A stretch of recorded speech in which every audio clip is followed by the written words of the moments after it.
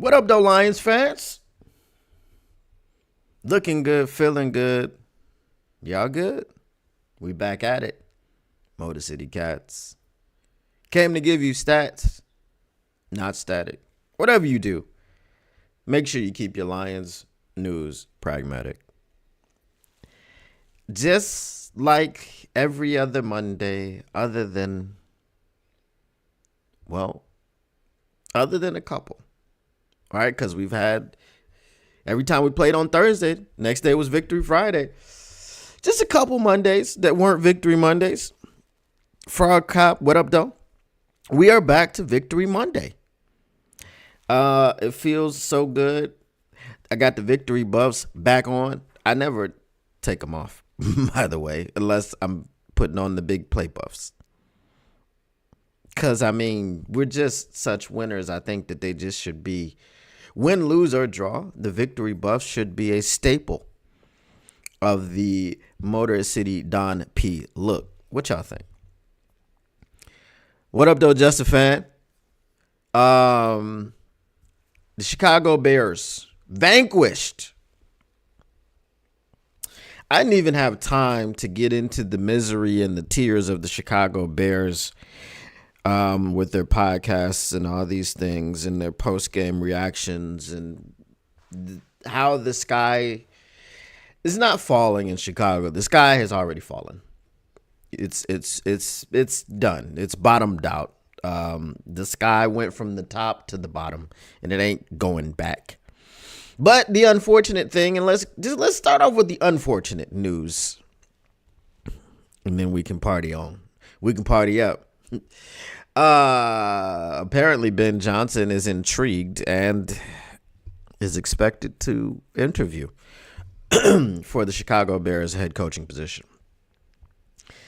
I knew it was kind of strange when they were talking about what Ben Johnson's opinion was of Caleb Williams during the broadcast. And I thought, hey, this is just a coach saying stuff. You know, coach speak, how you got to talk up your opponent. Now, Caleb Williams has all the talent. He is, I'm not going to say he's a clean slate because he obviously has some things that are ingrained in him that he will have to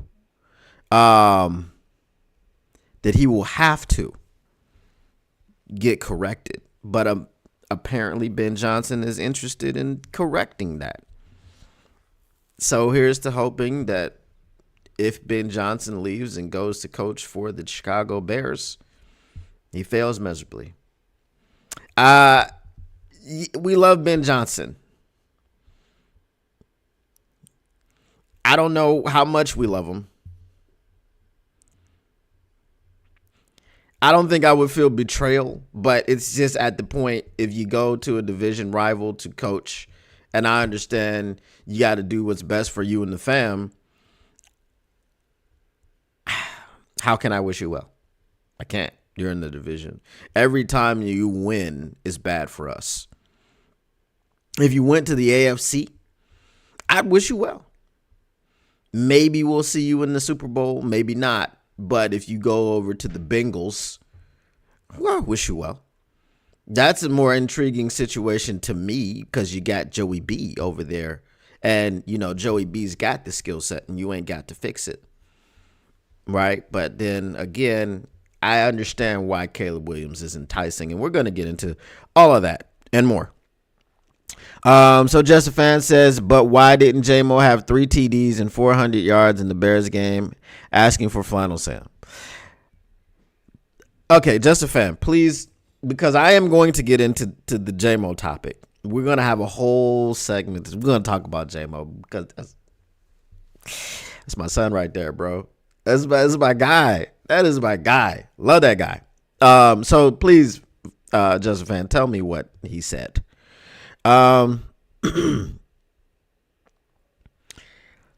Should I lead off with the J-Mo thing? Or I want to wait for Just a Fan. I want you to tell me exactly what this guy said because I don't watch the morning show anymore, not because of Flannel Sam. It's because it comes on at 12 a.m. and I go to bed. You know, so Wake Up Woodward comes on at 12 a.m. The way the daylight savings works with you guys and us guys over here is that they're going in differing directions. Just like now, it's summertime, and it feels like what is it right now? It's 63 degrees outside, cloudy, chance of meatballs. Right? There's a crispness, a coolness in the air, if you will. And it's a very direct, stark contrast because about 4 days ago, it was 100 degrees. So, the weather over here is kind of crazy, but Michigan has similar weather. So, okay, so Flannel was praising JMO. All right. What up, though, mile marker? Nice to see you. Sick Argument says it was a full moon today. Neil Rule and Sam Flannel both tried to jump on the JMO wagon. People weren't having it. So if I was there as the official keeper of the JMO, okay, I think Just a Fan remembers this. I think it was last season. Flannel Sam kept going in on Jameson Williams, and I called in and I ripped him a new one about his microwave takes about how J-Mo was just a bust and he'd never be anything. He said that he couldn't even see the talent in Jameson Williams. So I jumped all over him, told him how he never played the game and how, whatever he says doesn't matter because he doesn't understand sports at all. And I said that everyone needs different times to do things. Everyone who is a football player needs to blossom and to mature at their own rate.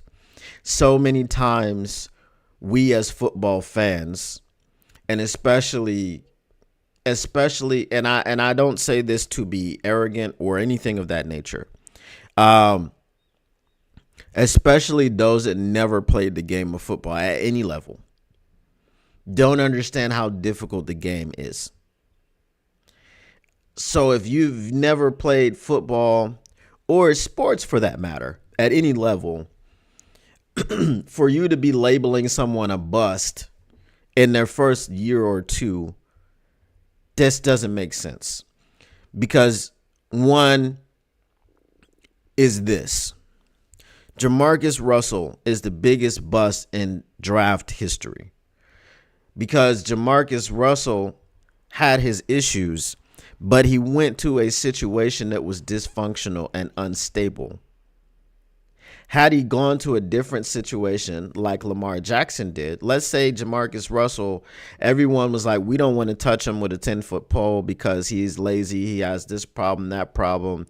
He's not really invested in the game. So maybe if he slides down to the last pick of the first round, or maybe if he slides out of the first round entirely and gets picked in the second round, maybe he has a different attitude. And then maybe he's in a situation, not the Raiders. Maybe he goes to the Eagles and sits behind Donovan McNabb or what have you. You understand what I'm saying? His situation might be a little bit better. So going into the J-Mo situation,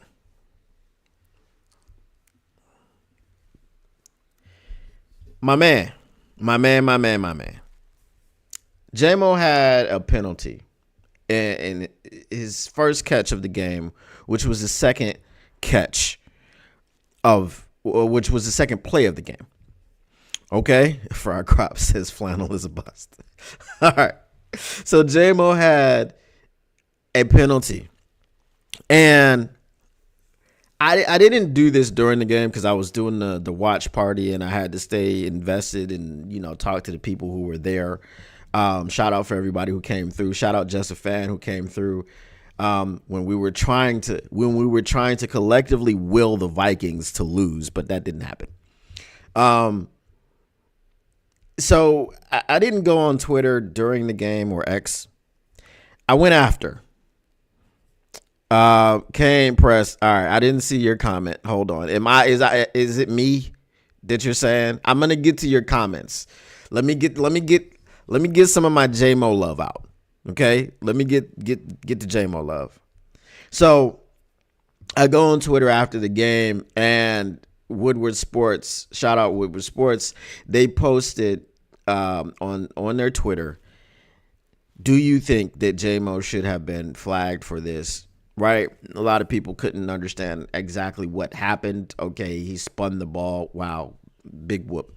One of the softest, that and the Jahmyr Gibbs taunting penalty were some of the softest taunting penalties I've ever seen. And you could see at the end of the game, the referee tried to call a taunting penalty because if he got up and was slapping fives with his teammates, I mean, sometimes I don't understand what the NFL is trying to do, but these are grown men. Tell me I suck all day and twice on Sundays, and I will dry my tears with $100 bill because I'm making $10, $20 million a year. Okay, I think that these guys' egos are not so fragile that they can't handle a little bit of taunting. And if you have a problem with being taunted while competing in a sport to beat the other man on the other side of you, beat him. Then you won't get taunted. That's my take. But he goes on after this penalty to have his best game of the season. I said after this penalty happened, and I was in shock that it happened. I said, now watch this situation, because I said before the game, or, I did a video before and I talked about Tyreek Stevenson and his inability to do things at a normal person's level as far as like understanding the game and situational football. And he does a lot of silly things that cost his team during the game. We know about the Hail Mary.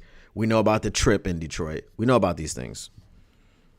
So I said, watch this matchup. I said, if the Bears are dumb enough to ever single cover JMO with Tyreek Stevenson,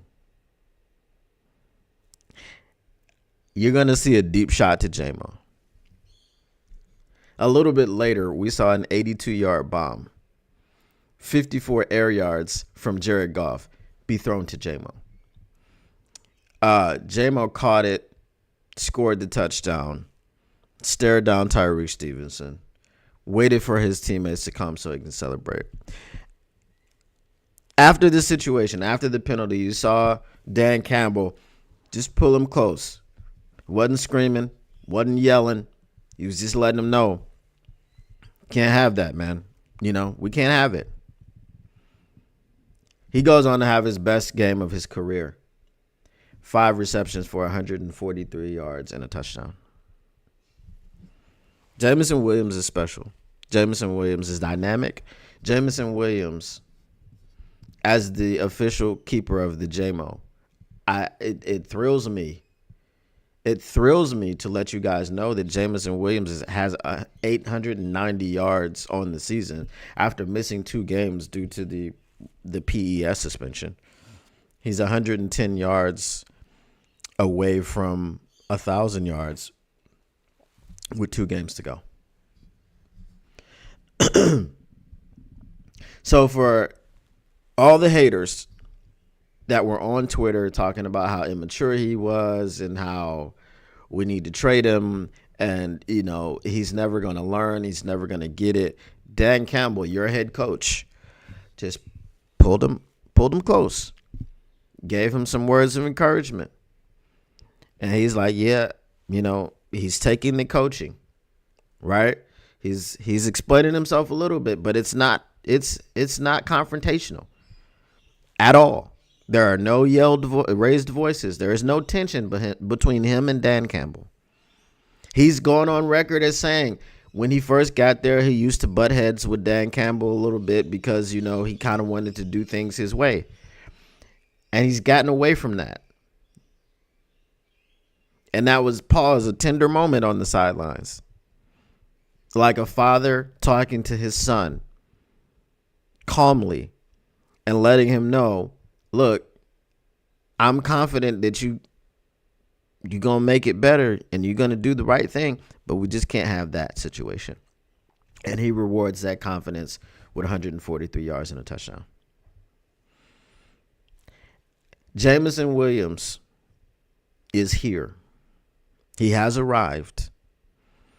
In his first full season, minus the 2-game suspension, first full season as a staple of the Detroit Lions offense, as the number 2 overall or the number 2 wide receiver, Jameson Williams really, really looks like he's going to cross that 1,000-yard barrier. And just like last year when we had 2,000-yard running backs, this year we'll have 2,000-yard receivers. Say what you want to say about J-Mo, but if you want to say something bad, at some point you have to try to figure out why your opinion is the way that it is and why you're rooting for Jameson Williams to fail, while everyone else on the team, coaches included, especially the head honcho, right? The guy that wants the whole enchilada, Dan Campbell. Go look at that moment on the sideline and see if Dan Campbell is tired of Jameson Williams' act. Go look at that moment on the sideline and see if Dan Campbell has lost faith in Jameson Williams.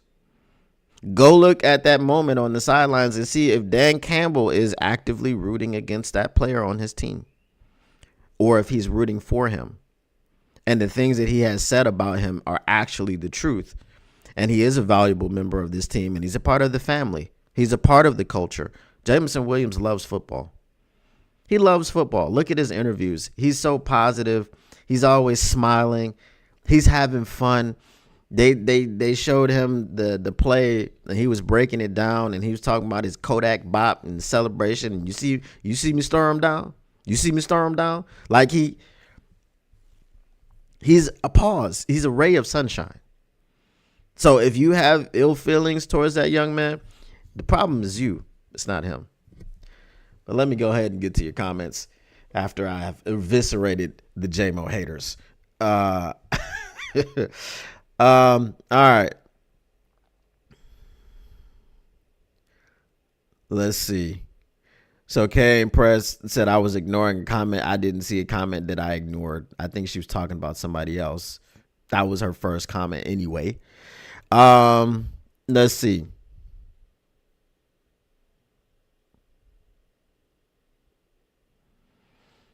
Braylon walked off the set when they drafted Jack Campbell, not Jahmyr Gibbs. Sick Argument says that was a great father to knucklehead son talk. Bro, I'm going to tell you what, I know about it myself. I know about it for sure. Mile Marcus says J-Mo is such fun to watch and DC must know just what to say to a player, huh? Right, 100%. Justifan says I don't always understand Brad Holmes' draft picks, but based on his record of drafting, I trust he knows what he's doing. Me too. I trust him for sure. Over 15 Pro Bowlers since 2014. Oh, you mean him being part of that process. He says, to put it in perspective, McVay with Snead 2 and 6 years and only got lucky with 2 fifth-round picks, Puka and Kyron. Justifan says, I don't trust J-Mo's food advice. I don't either. But other than that,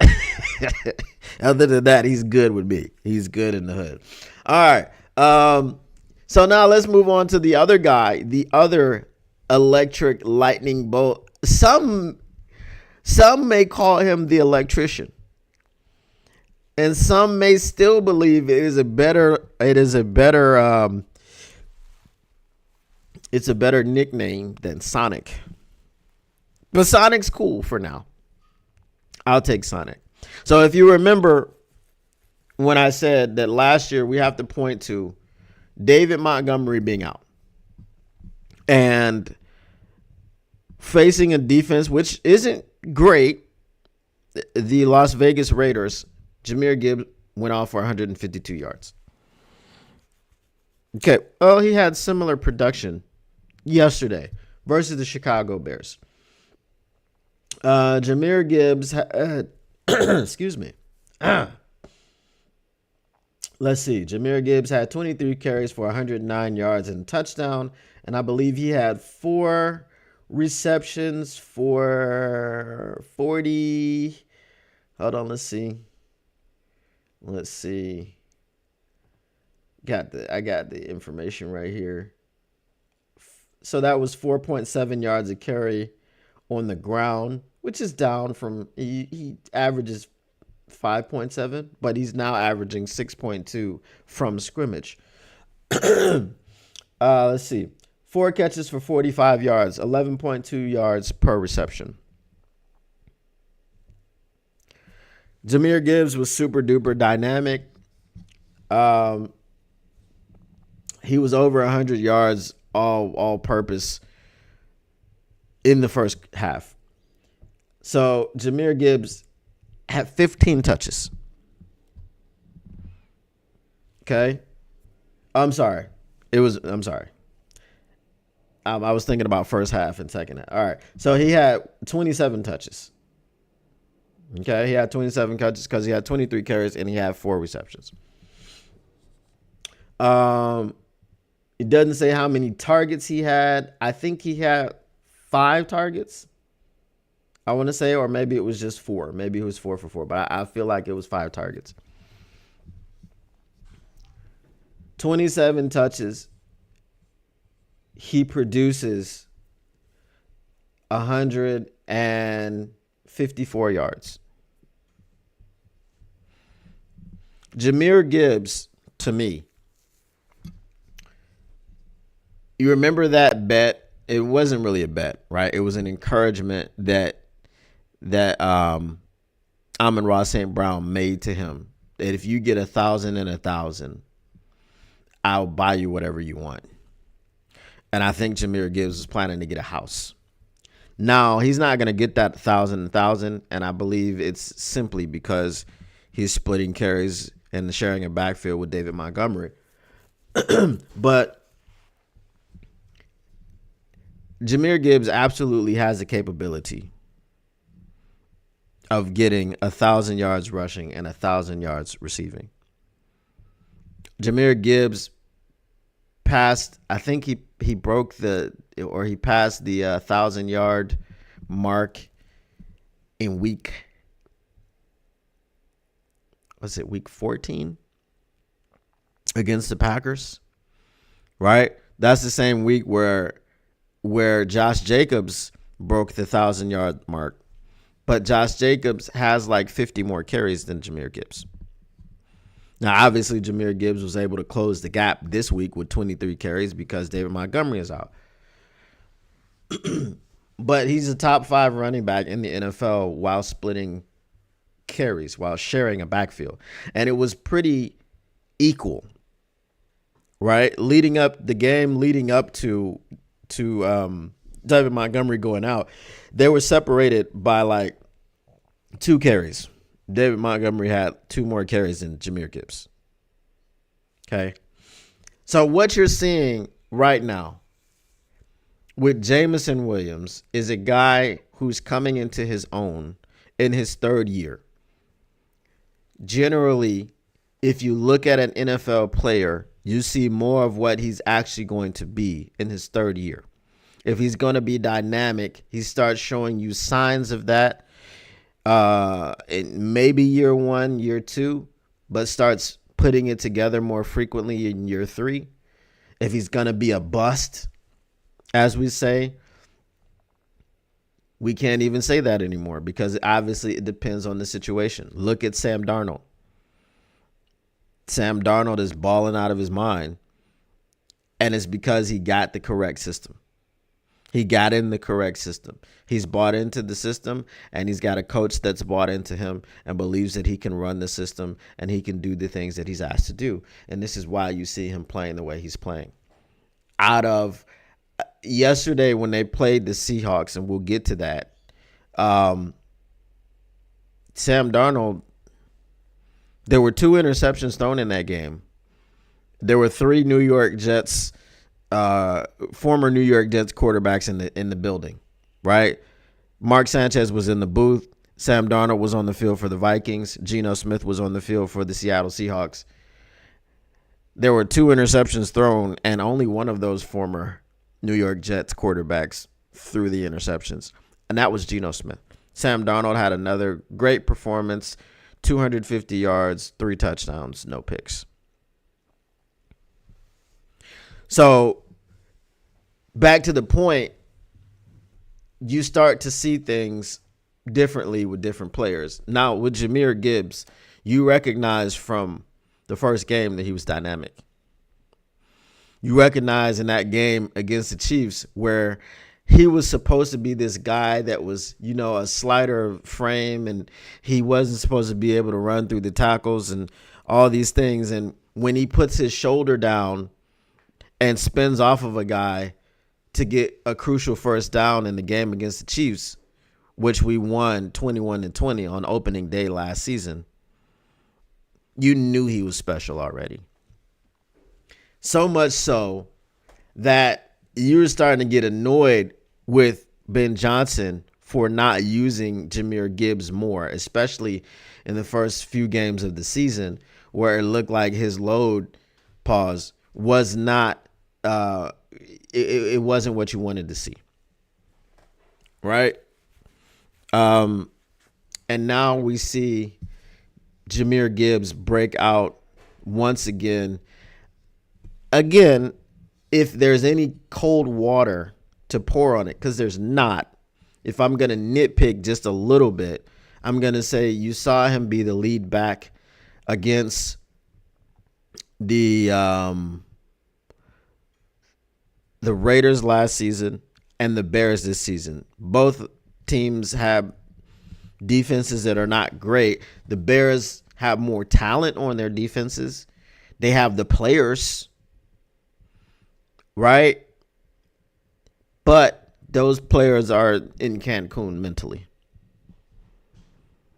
But that's not Jahmyr Gibbs' fault. You play who's on your schedule. You play who's in front of you. And they didn't have any answers for Jahmyr. 4.7 yards a carry, while that's lower than his average, it's still close to 5 yards a carry. Right? If you give him the ball 2 times, that means you've picked up 9.4 yards. So, it's now 3rd and a half a yard, or 3rd in inches as they call it. So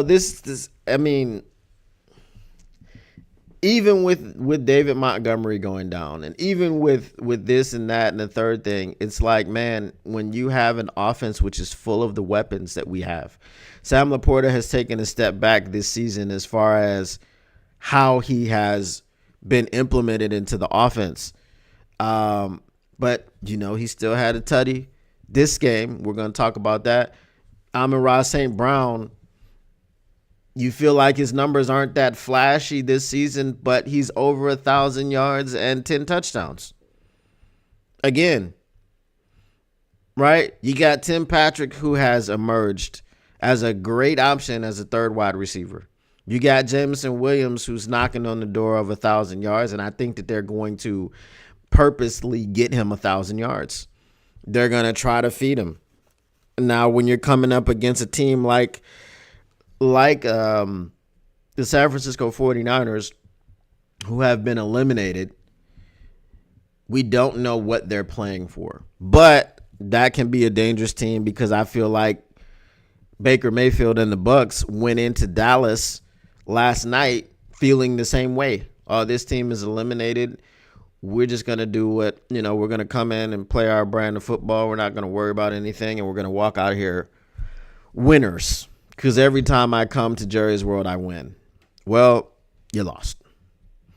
And now with that loss, not San Francisco, but Tampa Bay is on the outside looking in. They don't control their destiny. They have to depend on the Falcons to lose in order for them to get into the playoffs. And that is what that is. They've got the new quarterback bump. I don't know that they beat Washington. Should be a great game, though. Shout out Washington Commanders for doing us a solid. Seattle couldn't, though. But anyway, so with all these things that you have, all these moving pieces and these different parts and the cogs in the machine, it's a special team. And that's the thing that we have to look at. And that's the thing as Detroit Lions fans that we're hanging our hats on. And this is why we're talking about Super Bowl. Even with all of the injuries, we understand how special this team is. We understand how special this offense is. Right now, the defense ain't all that special. Right? So, Jahmyr Gibbs, and I'm not calling for him to be the number one back and to get rid of David Montgomery and all these things, but Jahmyr Gibbs is a number one running back in this league. Jahmyr Gibbs is already a top 5 running back splitting carries. Jahmyr Gibbs could be in the in the conversation for best running back in the league. If you listen to me. I'm not saying that Philadelphia has a better offensive line than the Detroit Lions. We know that the Detroit Lions have the number one line in football. The scheme that they're running in Philadelphia, if you changed out Jahmyr Gibbs for Saquon Barkley, I believe that Jahmyr Gibbs already would have broken Eric Dickerson's record. I don't think that he would need the last 2 games to do it. And the reason I say this is because Saquon Barkley leads the league in 10-plus yard touchdowns untouched. He has 8 of them, I believe, untouched. How many do you think Jahmyr Gibbs would have behind or in that scheme? We just don't run the same scheme. Right? And we also don't play in the same division. The 70-yarder that Saquon had, or this was it 66 yards that he had, nobody touched him. Not a single Washington Commander got a finger on Saquon Barkley. So, Saquon's fast. Jahmyr Gibbs is faster. I would say Saquon is probably more explosive just from a power standpoint. But if you're getting Jahmyr Gibbs into the second level without being touched so many times, I think there's going to be a whole lot more house calls. I think there's going to be more 70, 80-yard runs. I think it's going to be all of that. I think he has a game where he rushes for 300 yards. I think Saquon Barkley went for 250 or something like that versus somebody. Who was it? Some team that has a bad rush defense. But I just think that I think that highly of Jahmyr Gibbs. So everyone that was poo-pooing the pick, right? And I'm going to keep giving this guy credit. Eventually, I need to go back and look on one of my old videos. And I mean my old like OG videos, not the bump in the road that I had for a few months in the beginning of this season. But my old OG videos when I was the chef and, in the original kitchen and all that stuff. It was a Chicago Bears fan when I was gushing over Bijan Robinson that told me, and if he ever sees this, if he ever finds me again, I just want to make sure that he knows I'm giving him his credit. He told me Jahmyr Gibbs is your pick. And at that point, I hadn't even heard Jahmyr Gibbs' name because I don't do college football, too much anymore. And when I do, it's just Michigan. Obviously, for all the reasons that you can understand, there was no Michigan football on my computer or on any of my screens this year. Got boycotted this season. But yeah, he told me. He said Jahmyr Gibbs is your pick. And I started looking at Jahmyr Gibbs' tape and highlights, and I was like, okay, if we do pick him, it's going to be on. And we picked him, and it's on. So shout out to Brad Holmes for being the best GM in football. Shout out to Dan Campbell for being the best coach. Shout out to Brad Holmes for getting the best players. All right, let's see what you guys are saying in the chat.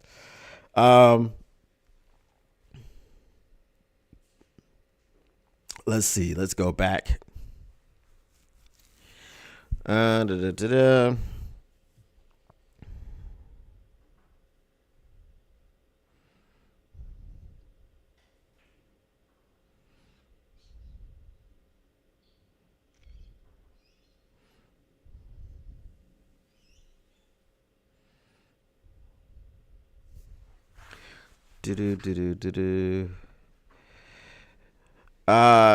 Let's see.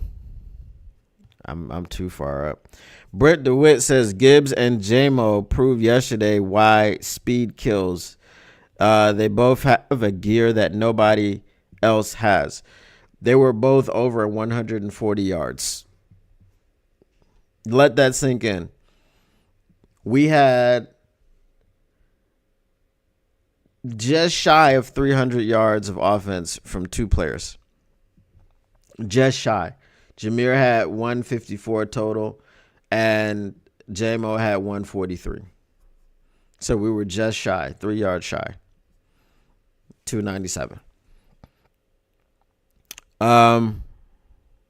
Josephan says Dallas defense was really smacking the crap out of the Bucs. Yes.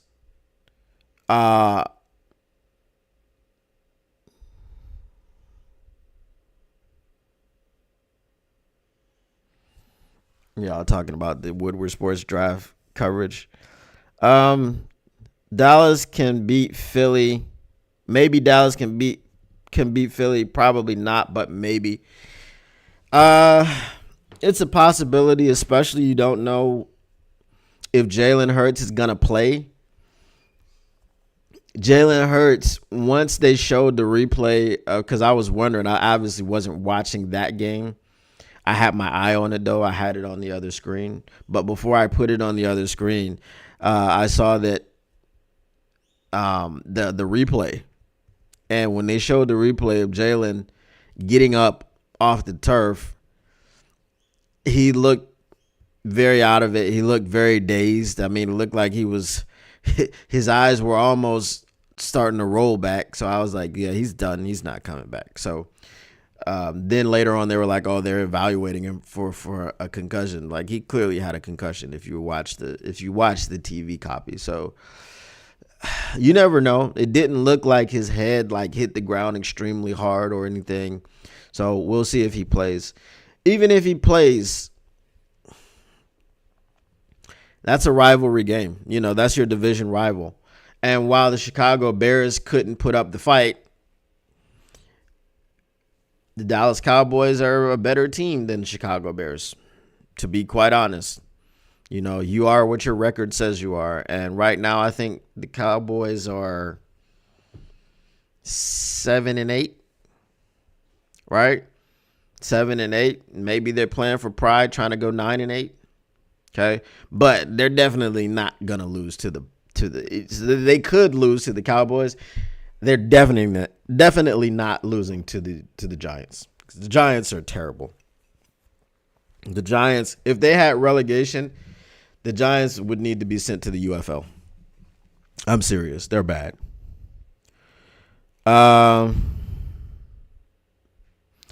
Sick argument said he had crazy eyes for sure. Yeah, he was All right. So let's get to some around the NFL because it's fun, right? And this is my show.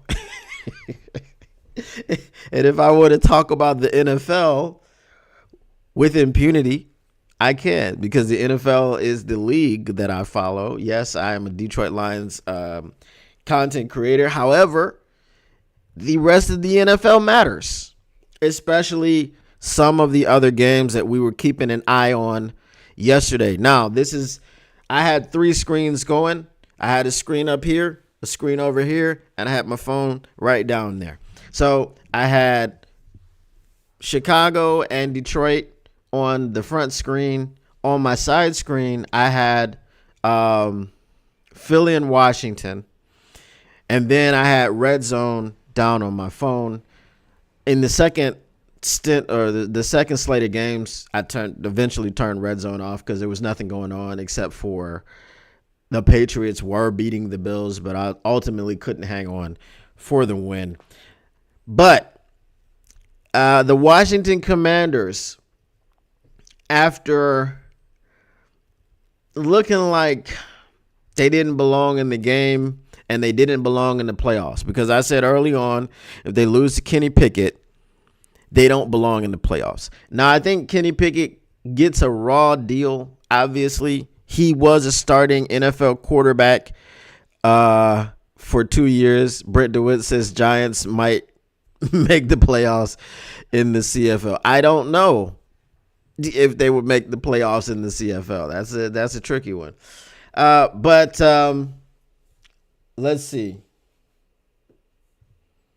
The Washington Commanders, after looking like they didn't belong on the same field as the Philadelphia Eagles, we had to remember, just the same way as when we were playing the Bears, there were some people that we're going to get back into it. We're going to talk about the defense and all this other stuff, but just doing a little bit of this right now. There were some people that were frustrated by the defense. I was frustrated by some of the things that I saw on defense, but we're going to come back to that. But when you're playing a divisional opponent, they're not out of the game until they're out of the game. It's not over until it's over. You never expect them to quit. And Philly found themselves in a situation where Devonta Smith dropped a pass that probably would have iced the game. And Jaden Daniels is special. He's a special talent. Now, just like CJ Stroud, you don't want to crown these young quarterbacks too quickly. But I just think that if you're comparing Jaden Daniels to a Lamar Jackson, obviously there are some similarities there. And I think with continued development and playing within the scheme and within the organization, because Washington knows. Washington hasn't been 10-5 since 1991. They know that they found their franchise quarterback. There is not a single doubt in the minds of anyone. And if you did a redraft, and as a Chicago Bears fan, you said we would take Caleb Williams still over Jaden Daniels, you're crazy and you're lying to yourself. Now, Caleb Williams, quiet as he's kept, hasn't had the poorest rookie season, but he's been sacked 60 times because you count Mississippi's. And we were waiting for it to happen yesterday, and it finally happened. He was counting Mississippi's, and he got sacked. But so Washington did us a solid, beating Philadelphia. And then we came to the game that mattered the most. And the Seattle Seahawks. Every time I say the name, I gotta take a pause and make sure I don't call them the Supersonics. But I guess they played like the Supersonics yesterday because they forgot that they were playing football. In a hard-fought game, which the Seahawks had a chance to win, Geno Smith did his best Jordan Love impression.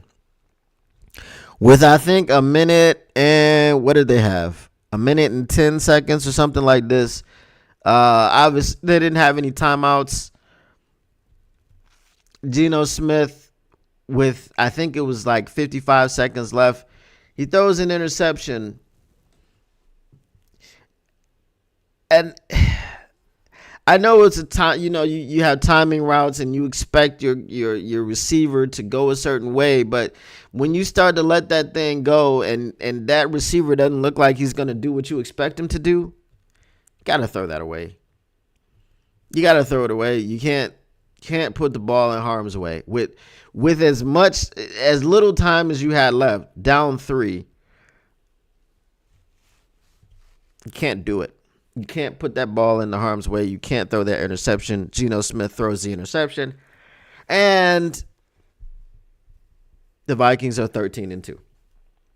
In a season in which the Detroit Lions set the record for wins in a season with 13. And I would debate you and say, I would argue with you and say that they set that record last season, because they had 13 wins last season, okay? But it just got taken away from us by the NFL and Brad Allen, and Brad Allen's not welcome in Detroit. But in a season where we've set a record, official record for wins to this point, we can't relax because no one understands the assignment. No one understands the assignment and just beats the Vikings. Now we're in a situation, in the position to root for the goddamn Packers. Next Sunday, we've got to root for the Packers. Now you could just take the G route and be like, I'm not going to root for the Packers. I want the Packers to win, because what I want to do is rip out the hearts of the Minnesota Vikings and their fans and take the division and take the number 1 seed. When you come to Detroit, you leave with nothing. You leave with the division and more seeds. You leave with 5 seeds. Or you leave without the division, and you leave with 5 seeds instead of the 1 seed that you were trying to leave with. That's cool. But do we have all of our people on defense? No. Okay? No. So what we want to have happen, not for the bravado or the whatever, what we want to have happen is we want the Detroit Lions to beat the San Francisco 49ers and have the Minnesota Vikings lose to the Packers, so that the game in Week 18 doesn't matter, so that we can start resting starters and they can have 2 weeks off, which rest versus rust, I know, but when you have 22 people on IR, it's rest. It's rest. I don't care nothing about no rust. We got 22 people on IR. We need to rest up. And we don't need anybody getting hurt in a game which we want to be meaningless. We want that game to be meaningless. So if I fully believe that if that happens, and we beat the 49ers and they lose to the Packers, they being the Vikings, I feel like we rest our starters. I feel like it's a Hendon Hooker game in Week 18. So yeah, that is what it is. But the NFL put that in TBD. We don't know when the game is going to happen. They put it in TBD. So if it's for the 1 seed and the division, I promise you it's probably going to be scheduled into the most prime time place possible, whatever day that is. All right, let's see. Brent DeWitt says best rookie QB season. What did Dan Marino do? Nobody is talking about that. LOL. Did I say he has? I don't think I said that he's having the best rookie season. And I don't think you're saying that I said that. Justin Fan says I just want 2 weeks of rest, a Vike game that is meaningless, and a first round bye. Same. All right. So let's get back to We talked about the offensive side of the ball. Now let's talk about the defensive side of the ball. So excited.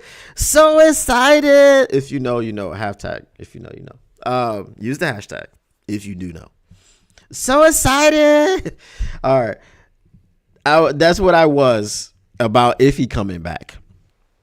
And the fact that we saw Iffy, BB, and Kirby on the field at the same time in a way in which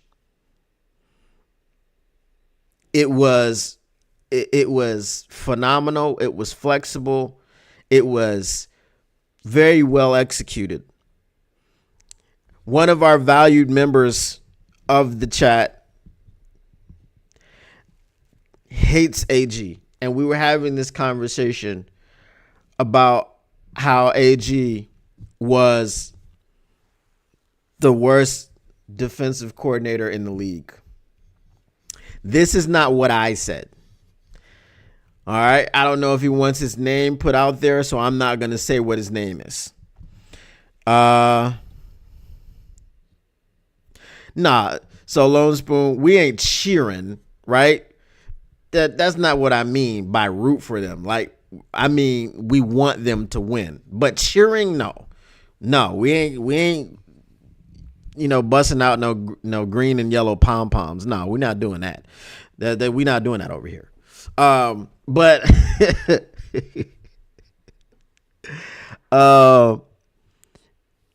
so that's not what I said, and I'm not gonna, because he's not here in the chat right now, so I'm not gonna give his identity out. But valuable member of the channel, Richard Sherman. We all know Richard Sherman, Hall of Fame, future Hall of Fame cornerback, member of the original Legion of Boom.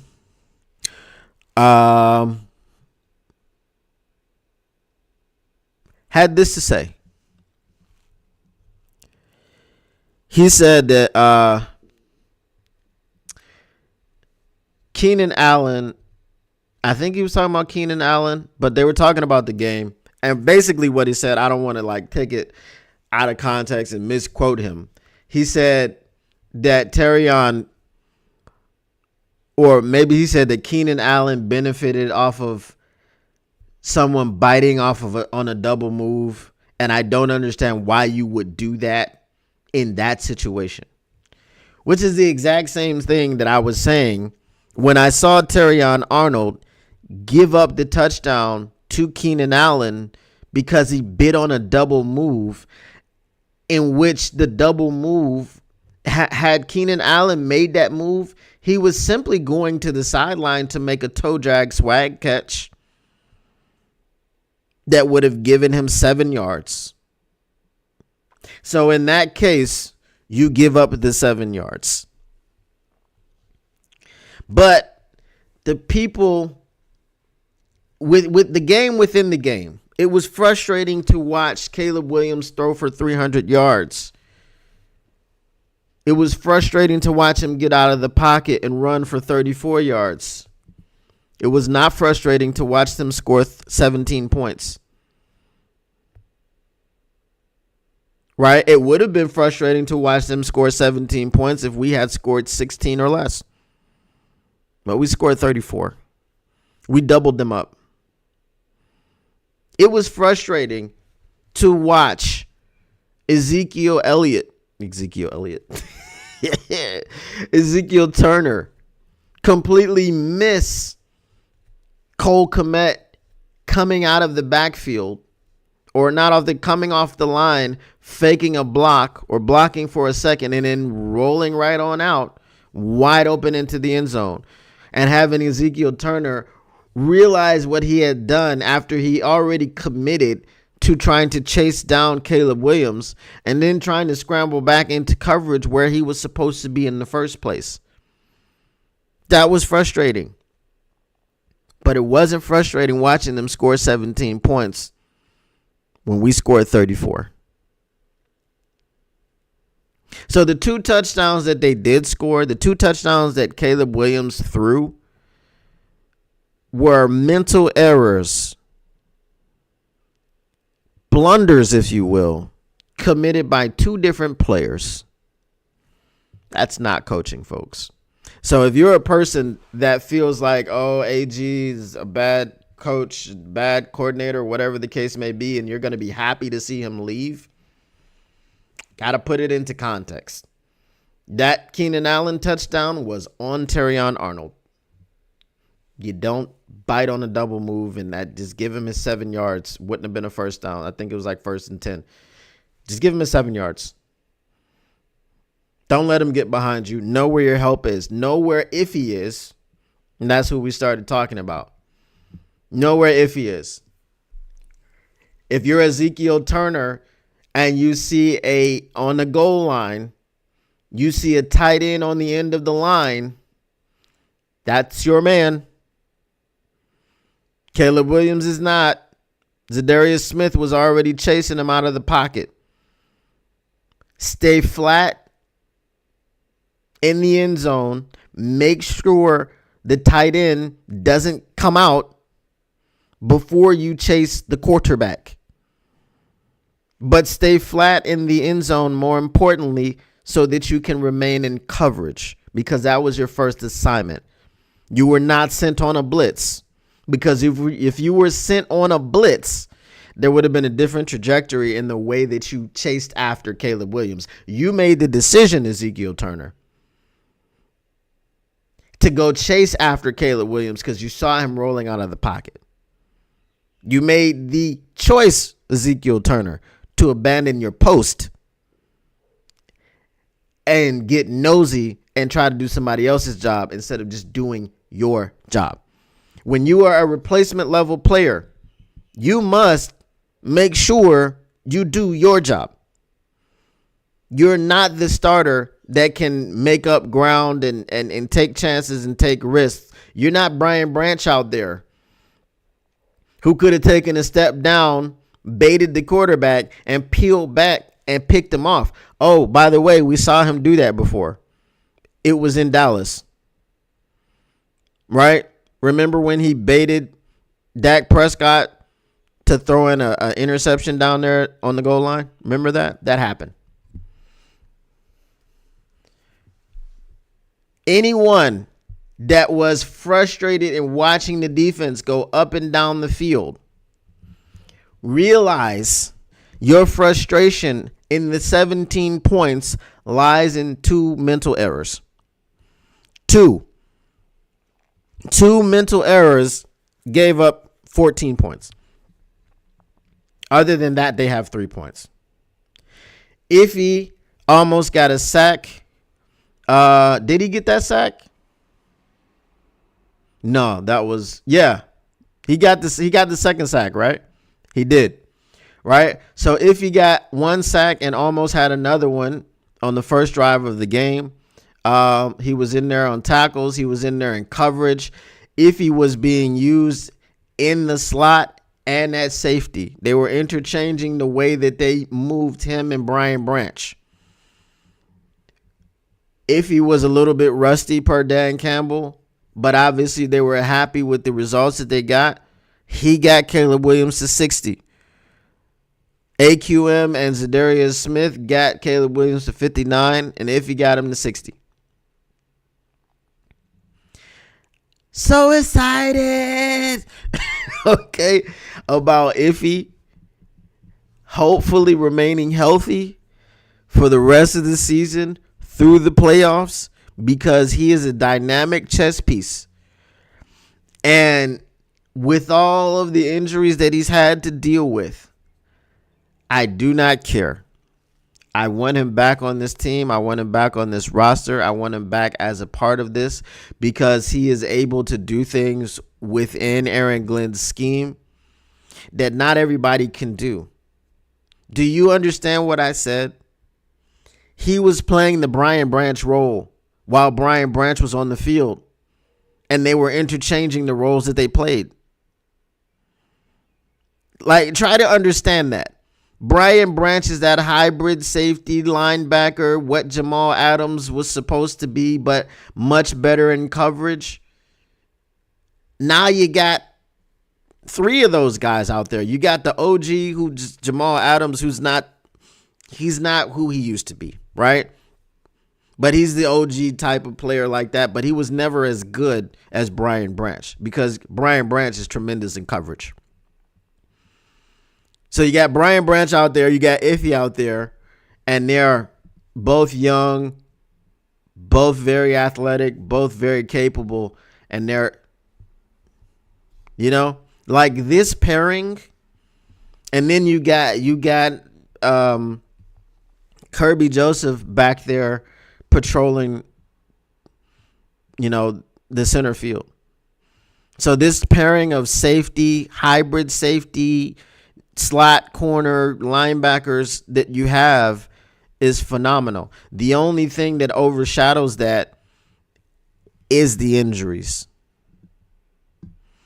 Like, just imagine your full complement of defensive linemen and your full complement of linebackers, and now you're moving these guys in and out. And I was wondering, I was like, I haven't seen Kendall Vildor today. No one's throwing at Kendall Vildor. It's because Kendall Vildor wasn't out there. It was Amik Robertson on the outside. And he played a phenomenal game. He was in there making tackles. He had good coverage. I mean, I think he was on Keenan Allen one time, and it's the coverage was there. It's just a great throw by Caleb Williams. Whatever you want, and this is me, okay? You can call him LGBTQ QB1. You can talk about him painting his fingernails and toenails and wearing lip gloss, and it's zesty. It's zesty. As they said about Busta Rhymes, they said he was a super zest monster, right? Super zest monster. I hope not. Hope it's not true. But, as zesty as Caleb may be, bro, I'm telling you, he has a skill set. He has the skill set, and that's why Ben Johnson is interested, because Ben Johnson can't stop thinking like a play caller when he's looking at Caleb Williams. And Goff's only limitations are athletic, right? So that's just one thing. Like, you can do some of it, like the stumble bum, which I said during the broadcast, it should be the stumble Ruski. I feel like they missed an opportunity, right? I know the heavyweights said it, but I definitely said it, during the live stream. So, yeah, okay. But Ben Johnson actually asked Jared Goff, what do you think we fumbled at? And Jared Goff was like, nah, I don't think we should do all that. He's like, you want me to actually fumble it? Like, actually, really? And then pick it back up?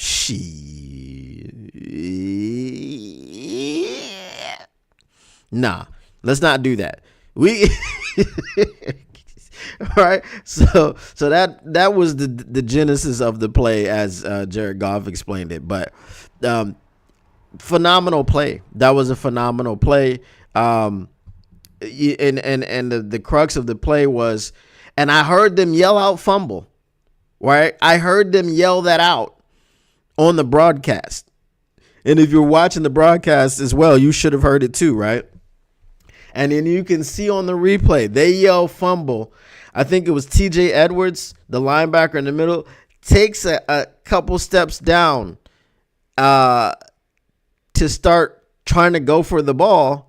And then what happens is Jared Goff comes back up, after Jahmyr Gibbs dove on the ground as well. Like, it was a fumble over here and there was a bit of a scrum. Just that split second of distraction. Jared Goff stands up. Boop. Beautiful throw to Sam LaPorta in the corner of the end zone. I mean, we're seeing fantastic play. We're seeing fantastic play designs. it's it's just lovely, man. It's lovely. Let me see what you guys are on. Brett DeWitt says Legion of whom was the Bears' doom. Bet my Navy buddy breakfast that we'd sweep the Bears. Go Army.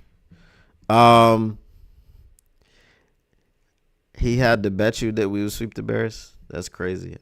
He must be a Bears fan. I love the names for the Lions defense. Legion of whom? Yes, that's who they are. Because we don't even know half these dudes out here playing. We don't even know half these dudes out here playing. They went to the post office and said, "Sir, would you like to play for the Detroit Lions?" And he said, "Yes, sir. Just give me a jersey, sir." That's my Cat Williams. I don't know if it was good or not.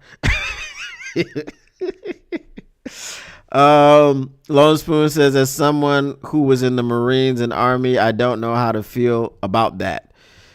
I don't either. Oh, wait.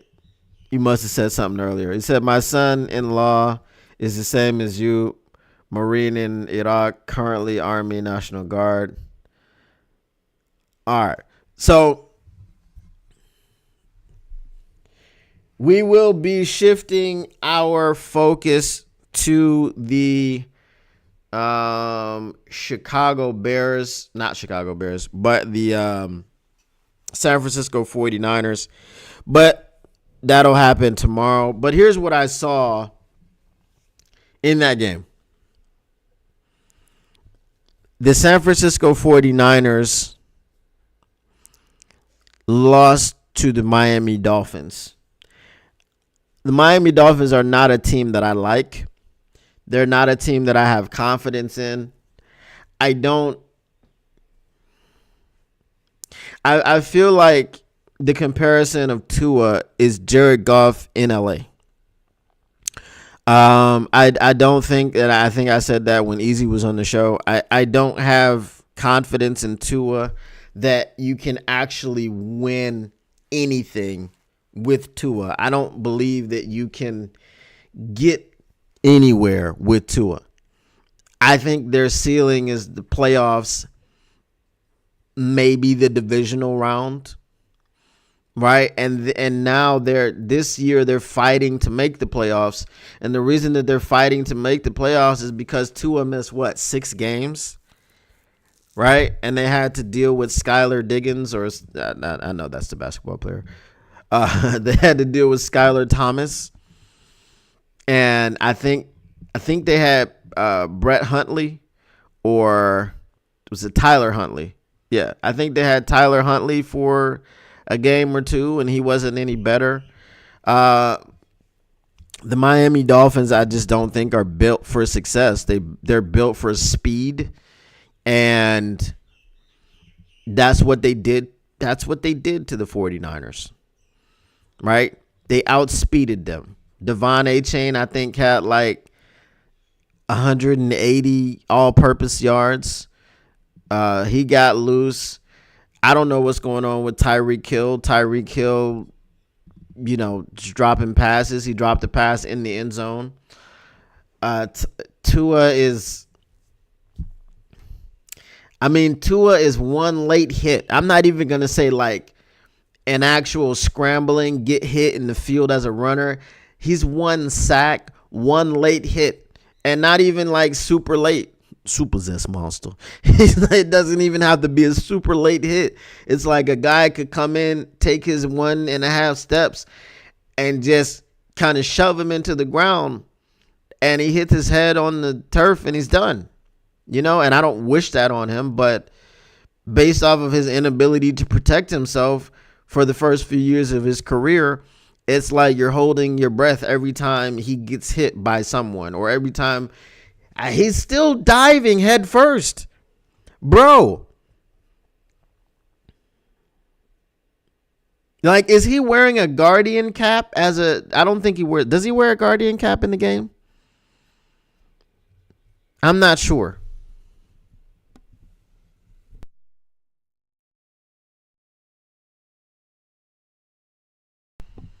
If anybody knows, let me know. I feel like he wears one because I feel like he should wear one, but I don't know. But he's just that's who you've got right now. So once that's what you're dealing with. So and again, I'm not wishing this on anyone or anything, but if it does so happen, if what everyone is holding their breath about, if that goes down, then where does Miami go from there? Nobody says he chose not to wear a Guardian cap. I mean, I know somebody on their team wears one. I think A-Chain was wearing one or something. I don't know, but he should wear one. I would say as Mike McDaniel, I would tell him you're not getting back on this field until you wear one. Yeah, he said he wasn't going to be wearing one. Right. And again, like I said, he still dives head first. He doesn't know how to slide properly. So you can't trust this team. And this is the team that the San Francisco 49ers fell to. Also, Trent Williams will not be playing against the Lions. So they're dealing with offensive line issues. Brock Purdy tried to throw 2 pick sixes. I mean, and the second one was just a quick throw in the flats to the running back. I think it was a running back. They're on their 5th string running back right now. And I think it was Javon Holland stepped in front of it and just barely missed it. It was on his fingertips. He just couldn't snatch it and take it back for 6. But, the 49ers are in a tailspin right now. Deebo Samuel did show up. I guess he feels like he has something to prove because he hasn't been great these past few weeks. So he did show up and do some things. They still have Deebo. They still have George Kittle.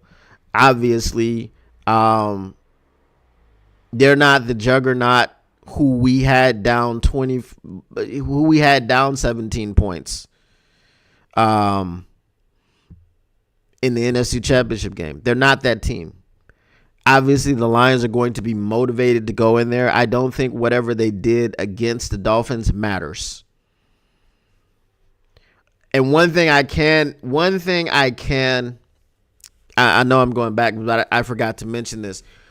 When I watched the Bears versus the Lions, it looked like they did is they took the game tape from the Detroit Lions versus the Buffalo Bills, and they tried to mimic the game plan, which was to scheme us thin, which was to get us going left and right and get confused, but they forgot that they didn't have Josh Allen. They've got Keenan Allen, just not Josh Allen. Now, Caleb Williams is very good. I'm not going to say he's very good now. He has the tools to be very good. He has the skill set to be very good. He's just not Josh Allen. And he'll never be Josh Allen. But if he gets his act together, he'll be dangerous. I don't know if he's just as dangerous because he's not as good a runner as Josh Allen, though he is a very good runner. He's very slippery in the pocket. You just have to give him that, You have to give him that. Just like you have to give Justin Jefferson everything. Justin Jefferson freaking, hate that he plays for the Vikings. You can't dislike him. He's not a guy that you can dislike. Who dislikes Jettas? Right? You can't. And he's a freaking beast, man. It's you are surprised if you throw the ball in his direction, he doesn't catch it. He makes insane catches. They need to check him for Stickum. They need to.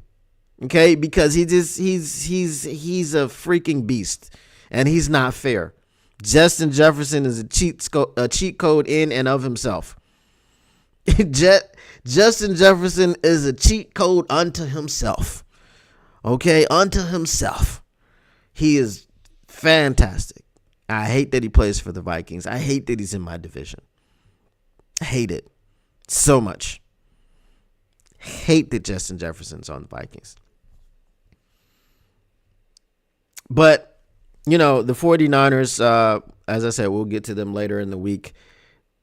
But we need to make sure we go in there and take care of business. We got a bad taste in our mouths. They're in the way.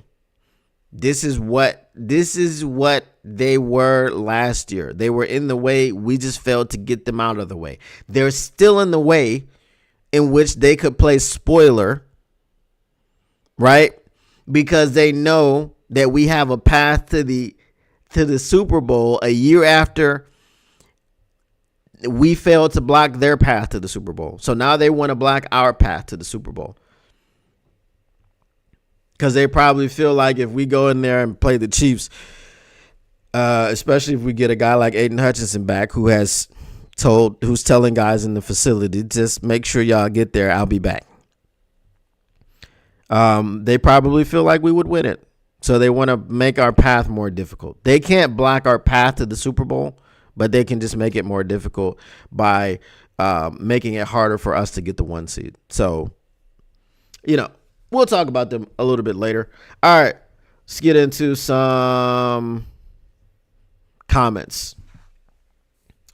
So nobody says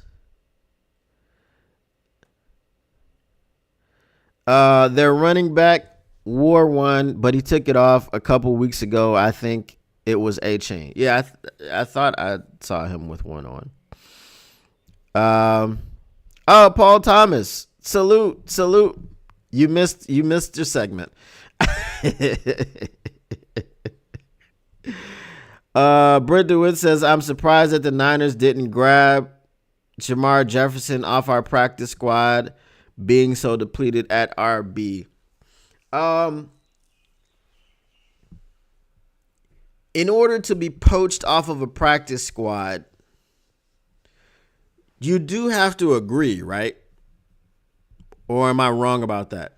The practice squad rules have changed, I think, very recently. So I believe that you have to agree that you will go. I don't think that they can just take you and say, here, you're now on our team. I think that's how it goes. Paul Thomas says this game tonight will be a game for 2 minutes. We need to take care of business. 49ers suck. Brock Purdy resembles Jordan Love with the interceptions. Yes, we talked about the defense, Paul Thomas.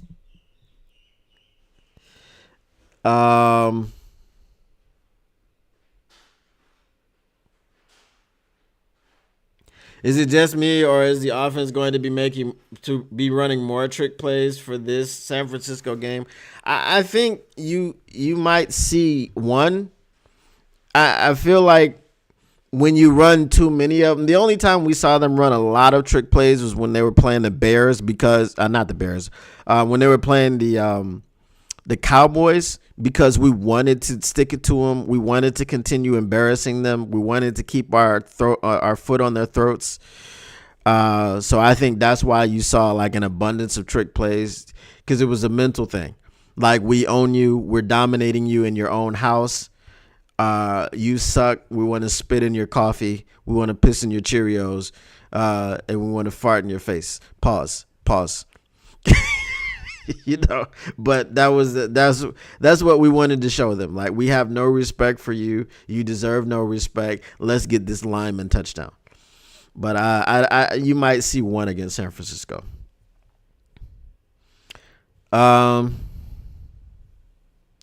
So Brent DeWitt says, no, not if you sign them to the 53. So when you bring them in, they don't have a choice. Like, you just bring them in and sign. Like, I'm taking you and signing you to my 53. You don't have a choice. You have to agree to this contract. That was what I was unsure on.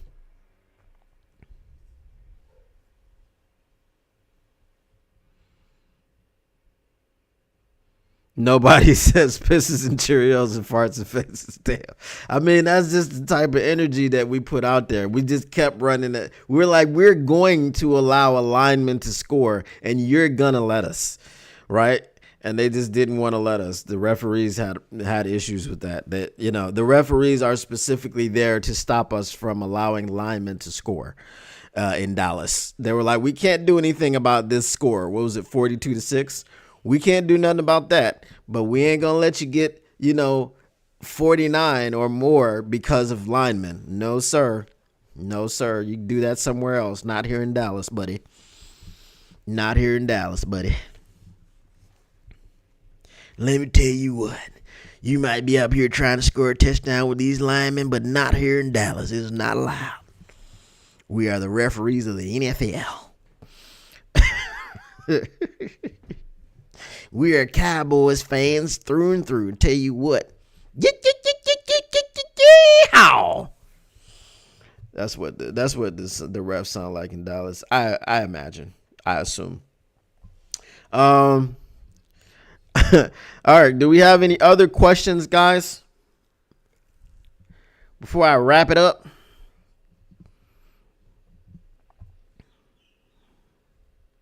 Going once.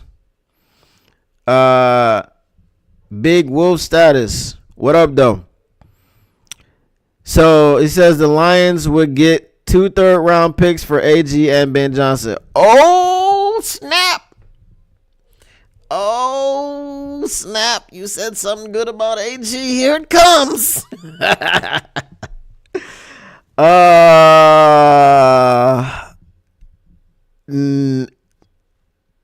No, Paul Thomas. I don't celebrate, so no.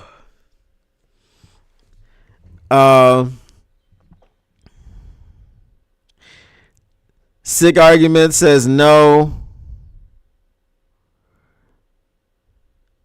Where's your snake recipe? I don't know.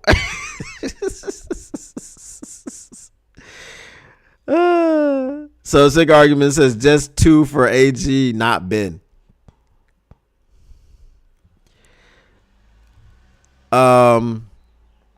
Justin, I don't know where your snake recipe is, man. Snake is not something that I would eat. You know what I'm saying? I don't eat things that, it's a danger to kill. You know what I'm saying? I just feel like I have eaten eel, which I guess could be similar because it's sea snake, but I didn't kill it. It's an eel. It's like a fish.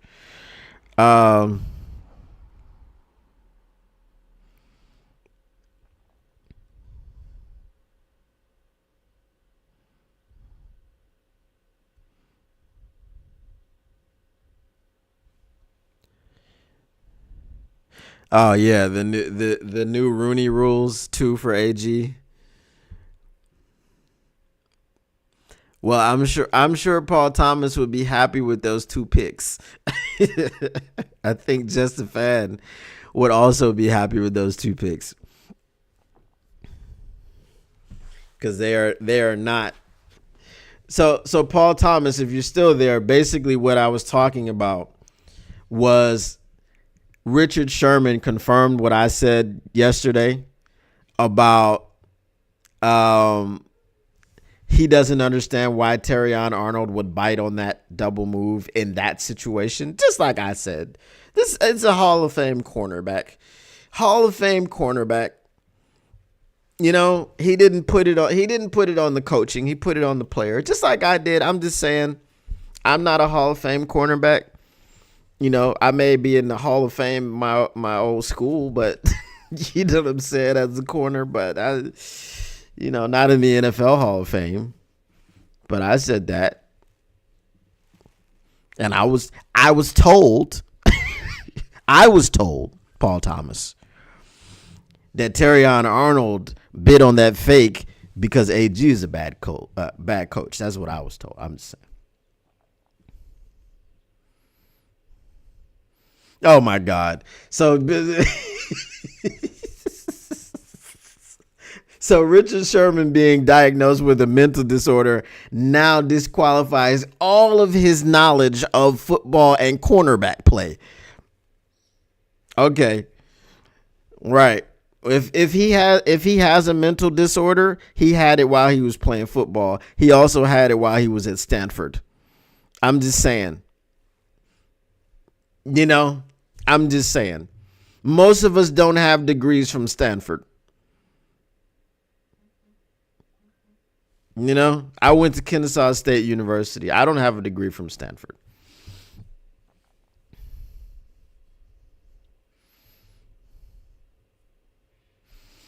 Justin Fan says, I don't hate AG, just his fixation to man defense too much when we don't have lockdown corners.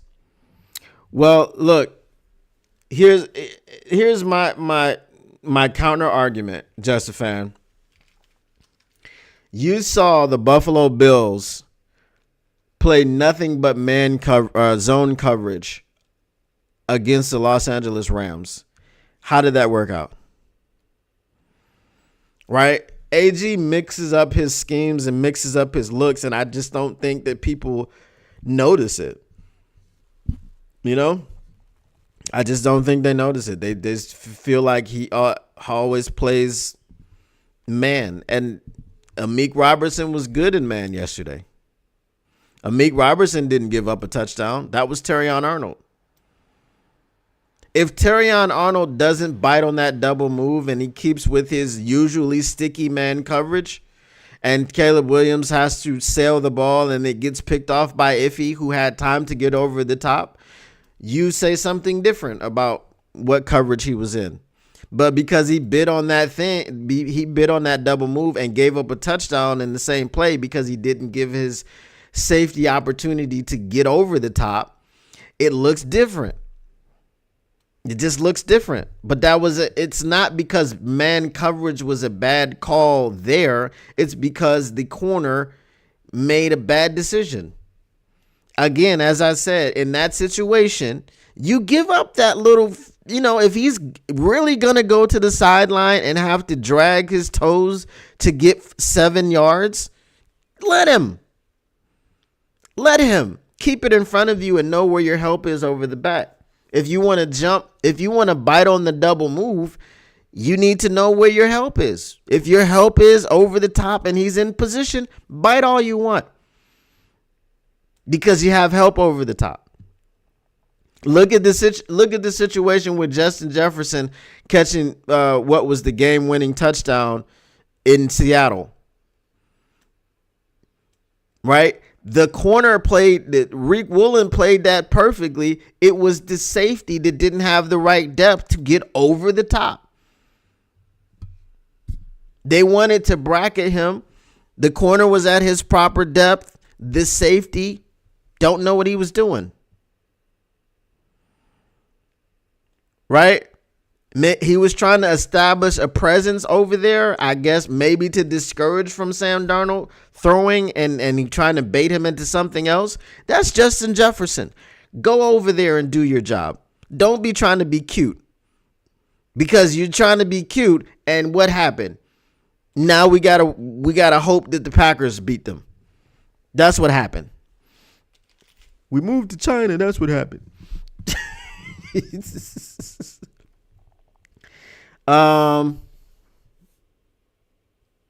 Let's see what we have here.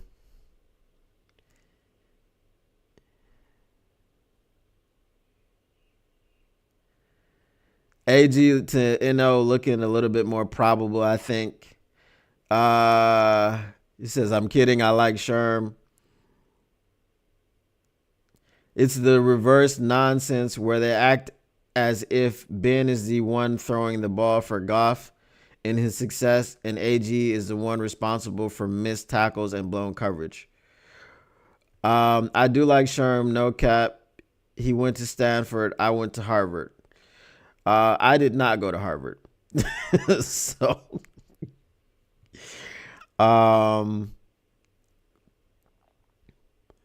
Lions had a rocket scientist. How did that work out for us? Well, he was just a bad human and a bad coach who made his entire career off of one call in the Super Bowl. And then proved to be a flop everywhere else. Richard Sherman is a Hall of Fame corner. Brent DeWitt says, of course, he has a mental disorder. He loves football. Facts.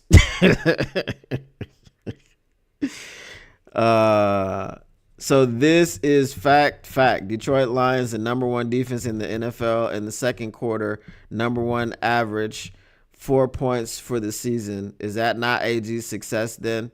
I mean, to be fair, the Bears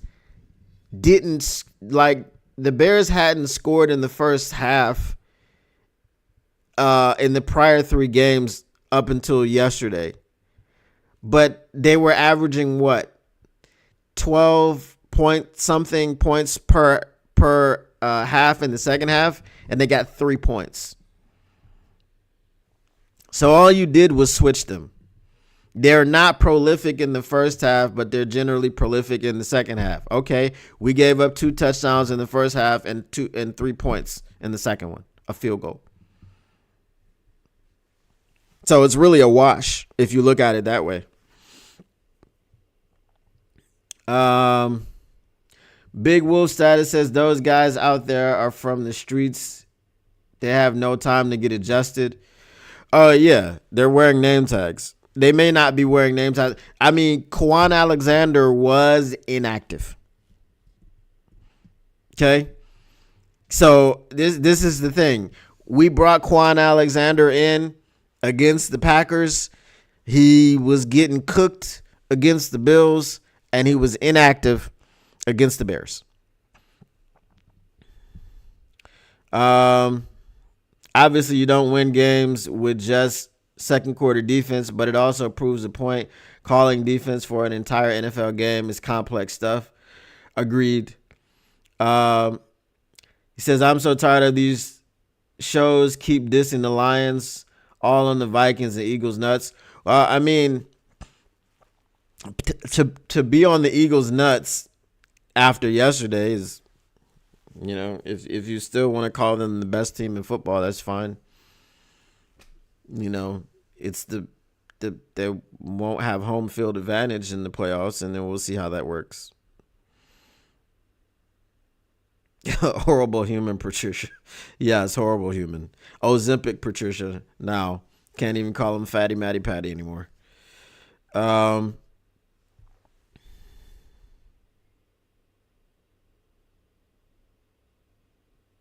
Says, I like your channel now, Chef. It's a smaller crowd. Great people in chat. No BS. I don't try to control my chat. Whatever y'all want to talk about, that's when y'all are having a conversation. You know what I mean? I mean, you guys are doing me a favor by being here, talking to me, interacting with me, and I understand that. I'm not doing you a favor. I mean, the only thing I'm doing you a favor is providing you with Lions content, and that's hopefully invaluable to you, and your presence is also invaluable to me. Now, I'm not gonna lie and say I didn't wish that there was more. You know what I mean? Because if there's more, I can grow more. I can do more things. So, but I appreciate every single one of you guys that comes through and hangs out for an hour, or, if you can hang out for longer, even if you come in for 5 minutes and say, what up, though, and smash the like button and subscribe and share, See, I appreciate all of that. So I let people, just a fan will tell you, ain't nobody getting timed out, ain't nobody getting kicked out of the chat unless it's a bot, or if someone comes in here being super duper disrespectful, it is what it is. But I haven't had to kick anybody out of chats, just bots. Sick Argument says Quan and Jamal only have 1 activation left each. I think they're holding them out for that. They'll have to elevate them. Yeah, elevation. Yeah, so they'll have to do that and sign them to the 53. I mean, they have the room. They have the room to sign them. No hall monitors. That's right. None at all. What up, JSJ? Did Mosley play? If he did, it was on special teams. He was active. So, I mean, even if he's active, they're just, I get it. I understand the fear. I understand the fear of putting him out there. But Vildor didn't play because they moved Amik to the outside. So, Paul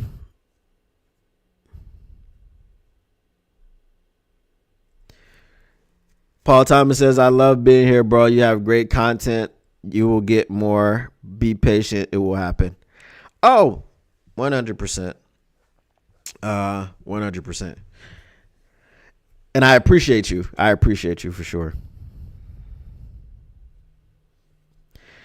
MCDP is a true ball knower, not a pretender. I appreciate that, man. I appreciate that. The Lions could have 10 picks and a lot of cap space for 25. And I don't care. I hope all 10 of those picks are used on defense. And I don't care where it is, if it's secondary, linebacker, defensive. I actually, you know what? I'm not gonna lie to you. I hope 7 of the picks are used on the defensive line. Oh man, and then the other 3 at linebacker. Because yeah, these injuries.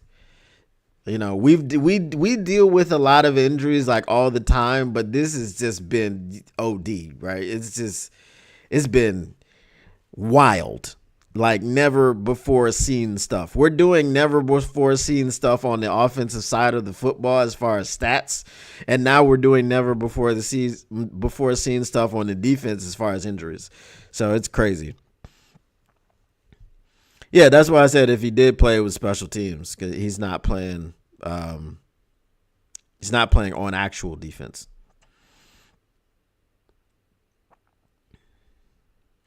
You like Iffy at strong safety and Branch at nickel? Well, they moved them around. I like both of them being on the field at the same time, and wherever that is, if it's Branch and nickel sometimes, and Iffy at nickel sometimes, and they change, and Iffy sometime at linebacker. You know, I love the chess piece that Iffy is, and I love the way that it can unlock this defense.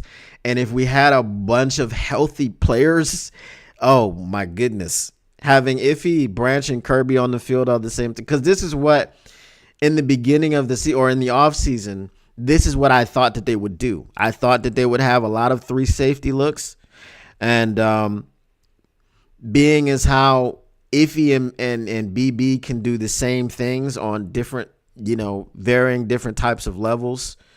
There's some things I think Iffy does better, and some things that, Iffy may be, you could say Iffy could be a better blitzer, not because of his ability to get to the quarterback, but because he's 6'3".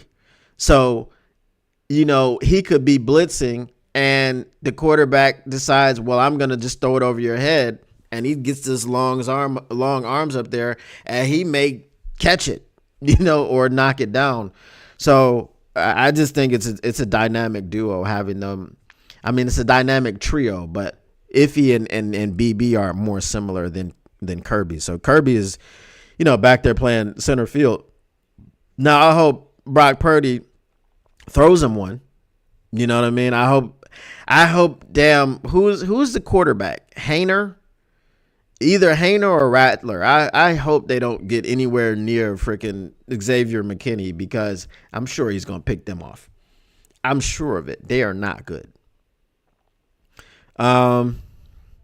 Justin says, and offensive line. I guess we could throw a pick or 2 at offensive line. I do like if he go into safety myself, can play a hybrid nickel Sam role. Yeah. Pretty sure we scored 49 on Dallas. Was it 49-6 or 42-6? I thought it was 49 or 42, but it might have been 49. What about Christian Mahogany, a 6th round pick? Damn, Brad. Yeah, Christian Mahogany is a dog, man. Mahogany, because he's a hog. One of them hogs up front. One of them hogs up front. If BJ leaves next year, what do you guys think about Calvin Johnson? I don't think Calvin Johnson's an offensive coordinator. Now, if Calvin's been helping out with receivers and he was doing that before he came back into the fold of the Lions. So if he's interested in coaching, obviously, this is the place for him to like start understanding the ins and outs of play calling. Like, that's all he needs to understand. Obviously, there's nothing about the game that he needs to understand. There's nothing about defenses that he needs to understand. He knows all of these things, but it's just about play calling. That would be what that is. I meant Branch can play that hybrid role with Iffy back. Both of them play the same role. That's the thing. That's why it's effective, because you never know as a defense when you have two players that can play three positions and they're on the field at once. That's a lot to account for. You have to be like Caleb Williams or Brock Purdy. If you've got Brian Branch and Iffy on the field at the same time, let's say they're at a similar depth, right? You really don't know what you're going to see. You know what I'm saying? You don't know if somebody's coming, if someone's dropping into coverage, if someone's going to crash down so that they can, help in the run. Like, you don't know what you're looking at. So that's why I like both of them on the field at the same time. Let's see.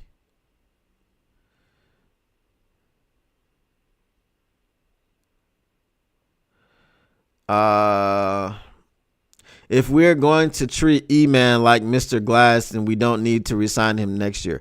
Yeah, I'm talking about re-signing Iffy. If E-Man's not playing, I mean, I get it. The veteran leadership, all that stuff, just make him a coach. That's what I said about Sudfeld, but I just said that because Sudfeld is garbage. And they were talking about how much he helped Jared Goff get ready for games. Well, Jared Goff is having the best season of his career right now, so obviously his help wasn't that invaluable. JSJ says, not gonna lie, only watch the other channel because I like your takes. Then Bluebeard dude, and I was, what the hell is this? All right, well, JSJ, I'm glad you're back. I'm glad you found me. The real ones know. That's all I can say. The real ones know. Precision Staining says, I like defense too, but would like another O-line that can play multiple positions online because of injuries for our old O-line and a wide receiver. So if someone goes down, I mean, yeah, we need to we need to start retooling. That's what mahogany is. But see, this is the thing. Brad Holmes finds a 6th round draft pick out of Boston College who misses all of training camp with mono and then comes in and is a beast. You know what I mean? Like, so I've said this before. Brad Holmes is a wizard out here. What wizardry is this?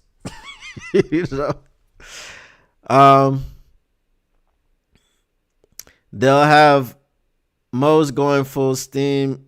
You don't want a corner out there after 2 years, first game back with the mediocre Arnold and a meek pass pro. I don't know.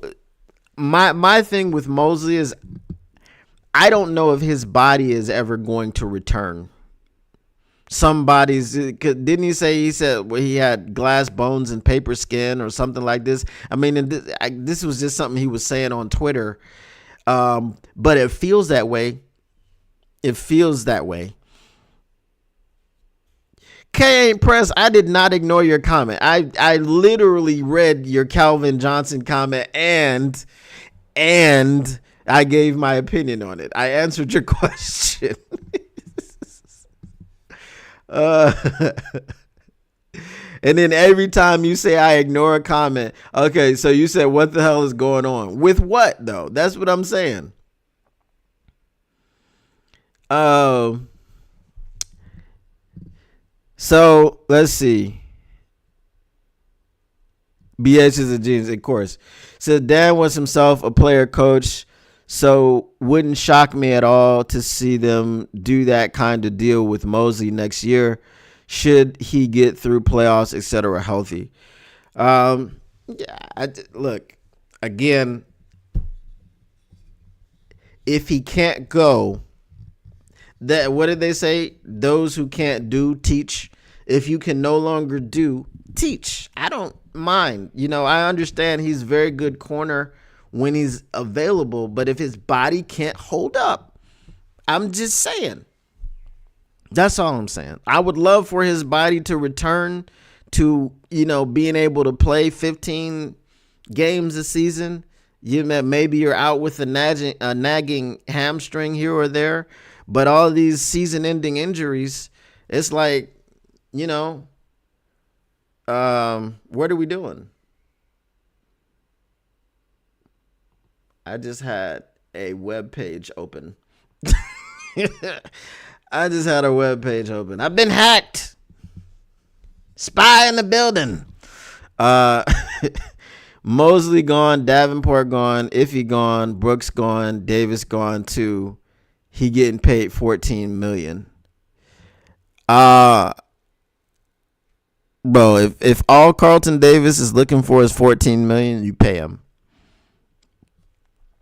I mean, you pay him. You don't have anybody. Terrion Arnold may not be ready to be CB1, although I believe he'll be a lot better next season. Look, the thing that we have to understand about Terrion, and I've been saying this all year, he's always there. He very rarely is getting burnt.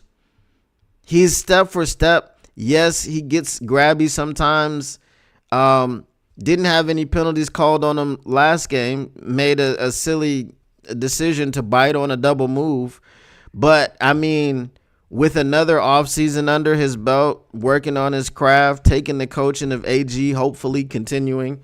And that's another thing, too, where obviously if AG leaves, if they don't promote from within, which I think is what they will do because it makes the most sense, because promoting from within breeds familiarity. It keeps the same people there. Okay, AG's not in the building anymore, but Deshae Townsend is still your position coach, or maybe Deshae Townsend is your DC now, but he's your position coach. I don't think Deshae Townsend is the obvious choice for defensive coordinator. You would think it would be Terrell Williams or Shep, but I think they'll be promoting from within, so I don't think we have to worry too much about continuity. And remember, they have brought in coaches that seemed like they would fit the culture, but they didn't. Like, what did I say the other day? If it doesn't fit, you must have quit. Aubrey Pleasant, you must have quit. He's gone. Anthony Lynn, you must have quit. He's gone. OJ did it. Hashtag if you know, use the hashtag if you know. Iffy, out of all of those people, Iffy is the one that I would think is coming back, because I understand that he's been injured, and then you sign him to a deal that has incentives, and you bring him back because he's a chess piece, man. He is a bona fide chess piece. We saw what he did last season. He sealed the division with the pick in Minnesota, or against Minnesota. He may have to do that again in a couple of weeks. We'll see.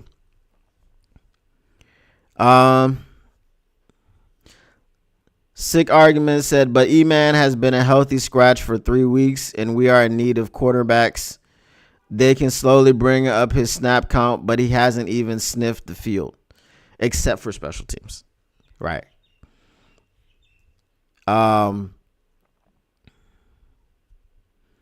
Davis was the number one cornerback for the last 9 weeks, or since week 9. Yes.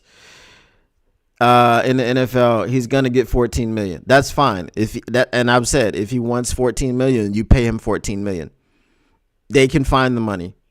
This salary cap is an illusion. It's not real. If anyone tells you it's real, they're not telling you the truth. And it's gonna get, the salary cap goes up every year. So we're gonna have the money.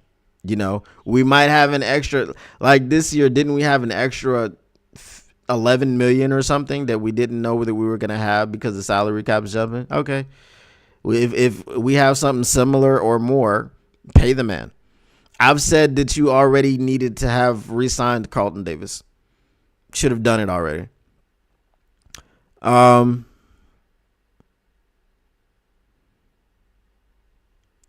Davis had a broken jaw. I mean, I understand he does have a little bit of an injury history, but a broken jaw is a freak accident, right? For a corner. No one, I think before that he missed a game, right? And then he also had the 2 interceptions, and he told you, he told them in the locker room at halftime against the Texans that as soon as CJ Stroud throws this one route, he's going to jump it. And we saw him come out, and they were talking to Dan Campbell while they were playing that interview. He got the interception.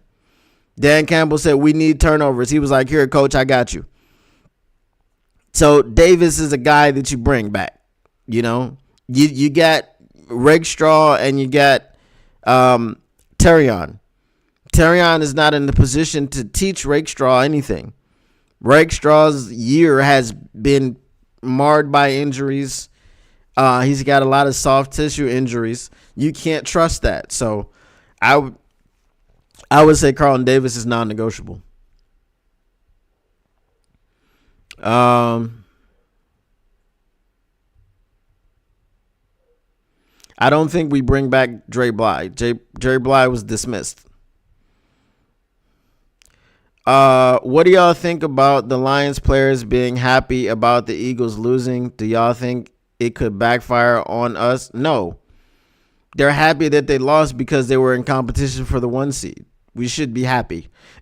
That's just one less team that we have to compete with. We need this bye, K. We need the bye. Fun fact, I played football with Aubrey Pleasant and went to school with Eric Woodyard. We are still tight. Now, that is a fun fact. What did he say about his dismissal from the Lions? Oh, you knew the dismissal was coming?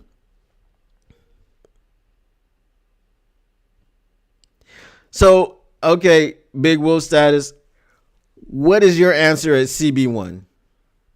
Is it complete and utter faith in Terrion Arnold to fix his technical issues in one offseason and then you unleash him? Because, I mean, it's not crazy to say, because there's the thing Terrion needs to do is trust his technique, stop grabbing, and also look for the ball. How easy that is for him to decide.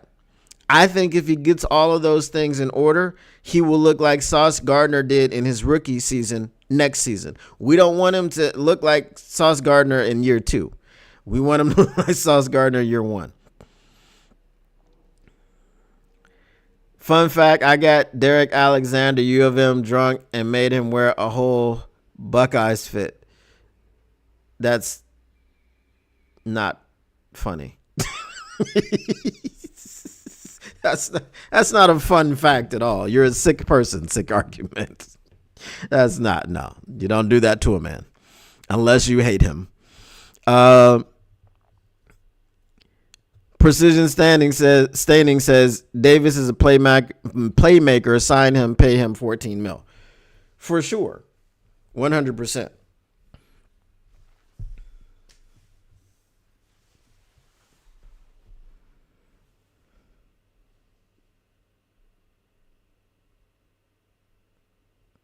But is that what you're doing? You're just going with Terrion Arnold and who? Ennis Rakestraw is not ready because he hasn't played. He's played a few snaps.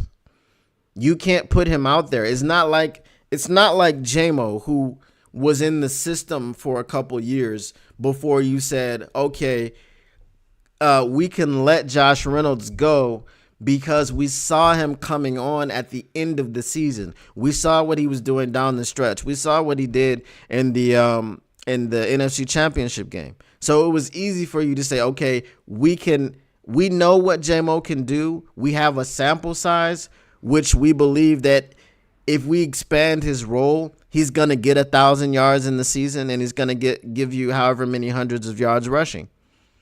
Right? Ennis Rakestraw has not shown you any of that.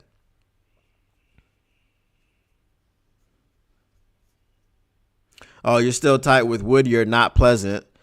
But I knew he was going to snap on Jeff Okudah. Bro, oh man. If you were tight with Aubrey Pleasant, bro, I would just tell you, please, even if you're not tight with him, you know him. Reach out to him and tell him Chef says thank you.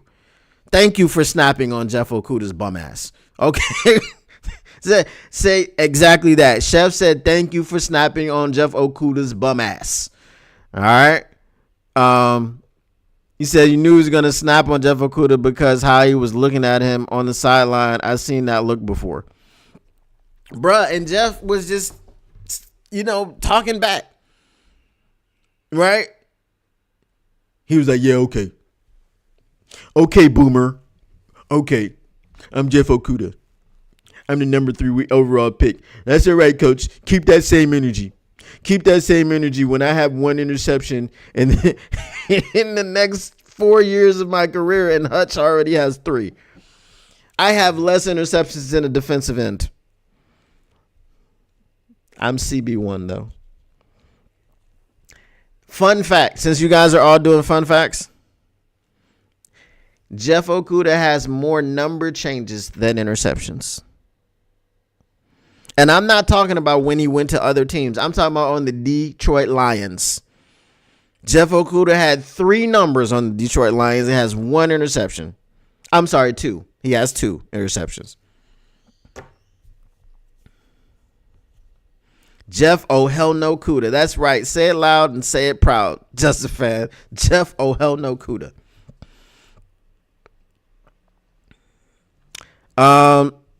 So that's what I was saying. Big Wolf status. They're not, when AG leaves, I don't think that they're going to be trying to change the success that they have. You don't change your scheme.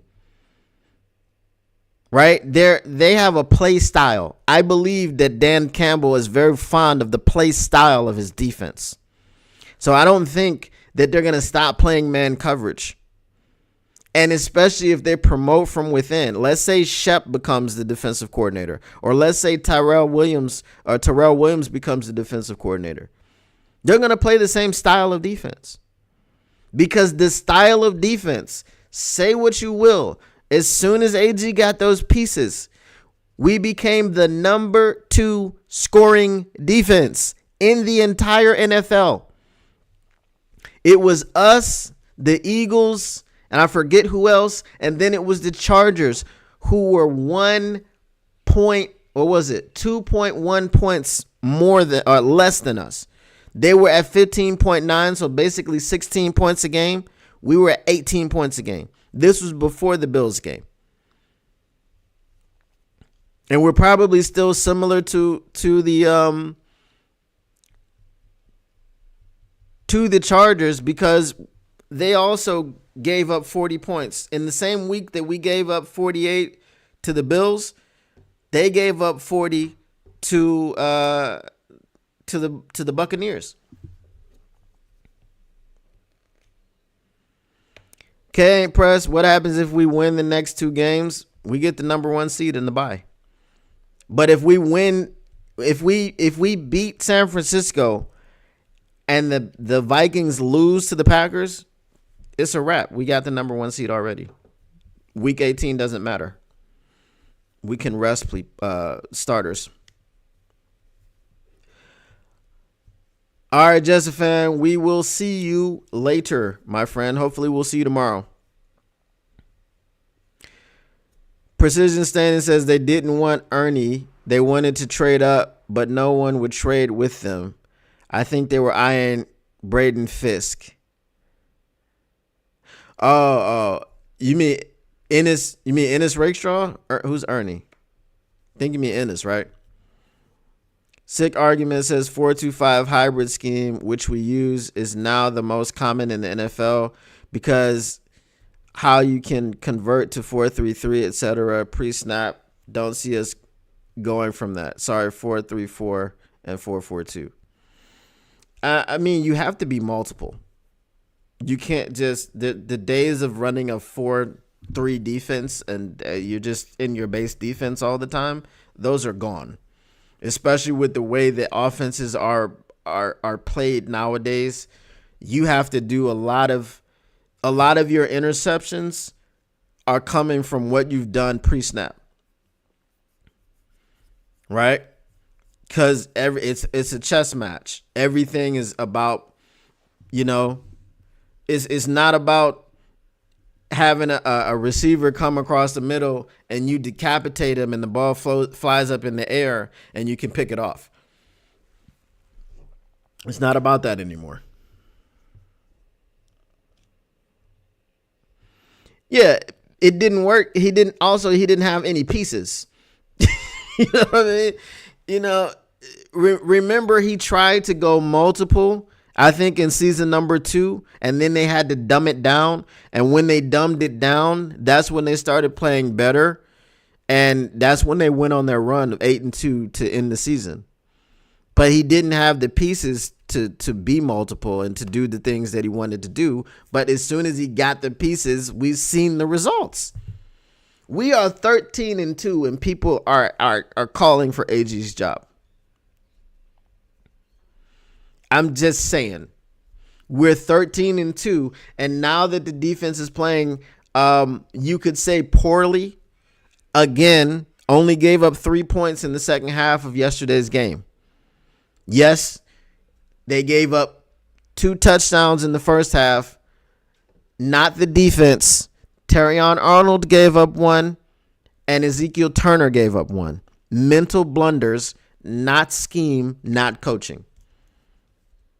It wasn't a they situation. It was Terrion Arnold by himself. It was Ezekiel Turner by himself because they didn't do their jobs on those particular plays. It was just them. So that's what I'm saying. Like, but this is the same reason that we're talking about an AG replacement being coming from within. Is the same reason why everyone believes that Tanner Engstrand is the one being groomed as a Ben Johnson replacement, because understanding this offensive system, right? This is remember when we hired those freaking jackass clowns, Quintricia, and we were trying to follow the Patriot way? That's what we're doing now. We're following the Patriot way, but it's going to be the Lions way, right? Anybody that comes in here under Dan Campbell is going to be expected to do things that have already been established, right? So you had Josh McDaniels running the offense in New England, and it was the same offense that they were running since they came upon Tom Brady, right? So he was in the system for multiple years. They're going to want Jared Goff to be in that system for multiple years. They're going to want their defenders to be in that system for multiple years, right? Brad Holmes knows that AG is on the short list. He's not going to draft guys to fit the scheme just to have AG leave, and then they come in and do a completely different scheme, and then your draft picks have to go out of the window. Okay, now Terrion doesn't fit. The reason Carlton Davis fell out of favor in Tampa Bay is because they switched schemes. He's a man coverage guy, and now you start playing zone. Right? Zone is not zone by itself is not great. Right? Just, again, look at the Buffalo Bills defense. Nobody accuses their defense of being world beaters. They run the most zone in the NFL. Right?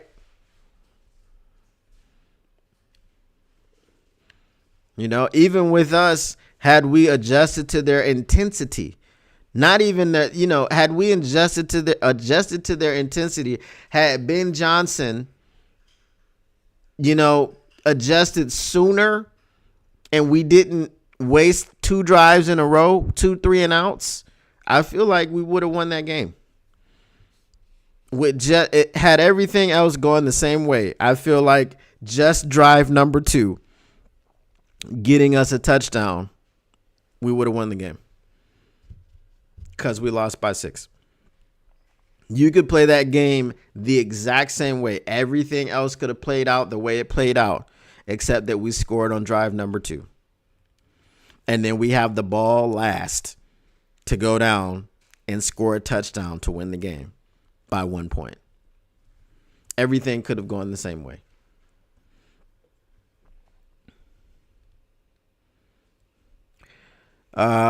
Sick Argument says the big gash plays what we're exposing the 2022 D in the first half had to be AG's most stressful time. Blitzing and then a 48-yard run for TD was a bad look.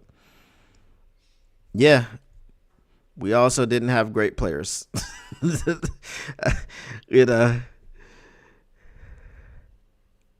William Tillak, are you trailing?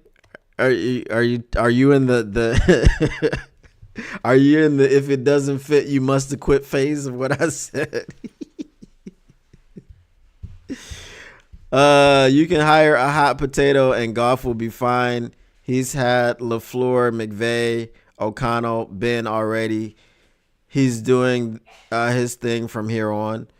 But you're still gonna this offense that's been tailored around what Jared Goff likes. So that's why I'm saying you're not going to come in and have things that he doesn't like. So just leave the offense the same. That's what I'm saying.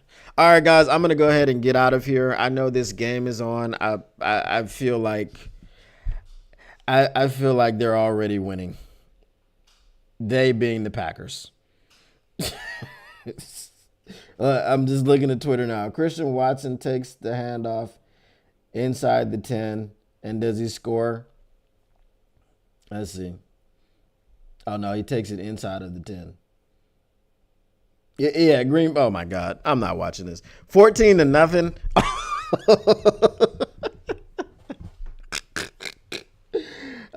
It's about to be 21-0. Oh, my goodness.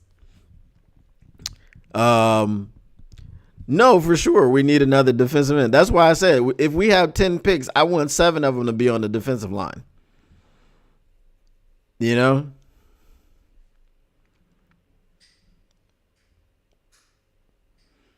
Luke Littler and darts. All right, y'all. I'm going to head on up out of here, but make sure you smash that like button. Make sure you subscribe. Make sure you share. Let everybody know what is going on. And also let everybody know that the Motor City Cats are back at it. We came to give you stats and not static. Whatever you do, and I can't tell you what to do, but if you want to take my advice, just make sure you keep your Lions news